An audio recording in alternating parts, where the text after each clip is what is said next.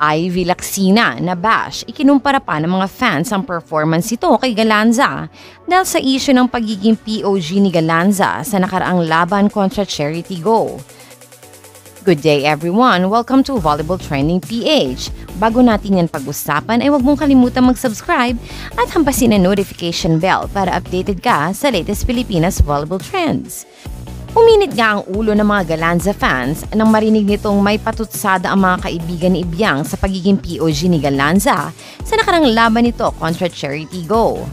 Narinig na mismo ng mga fans sa live ni Lacsina ang pagsasabi ng unknown person sa live na porket birthday niya, siya pinili nyo. Isang kabastusan nga ito para sa fans ni Galanza dahil sa magandang performance nga ang pinamala si Gemma sa laro. Nakapagtala si Gemma ng 16 points, 18 excellent receptions kaya't siya ang piniling player of the game. Kahit nga ang former ADMU men's volleyball setter na si Ish Pulverosa ay nagbigay din ng pahayag tungkol dito dahil na-question nga rin ang credibility nito bilang commentator sa araw na iyon. Sabi nga nito, I chose Galanza as POG and I'll defend that choice. She deserved it. She was the most consistent one since set 1.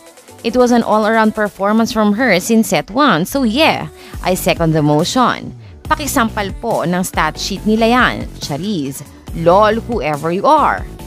Pinabulaanan nga dito ni Pulverosa na hindi lang dahil sa birthday nito ay naging POG ito. Marami nga ang nagtanggol kay Galanza at ipinakita pa nito ang stats na nagawa ni Gemma throughout the game upang mapatunayan ang husay at galing ni Galanza.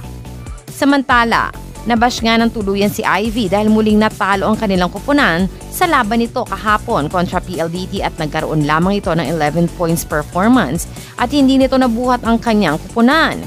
Worst standings nga ito ng F2 dahil from semis round last conference ay lumagapak ito ng pang 8th place na lang.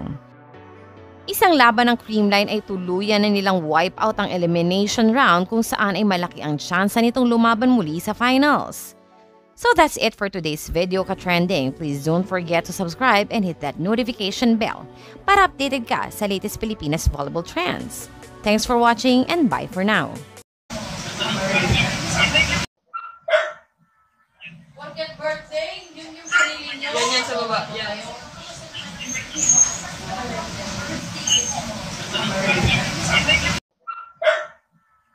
Porket birthday, yung sarili nyo. Yan sa baba. Yan.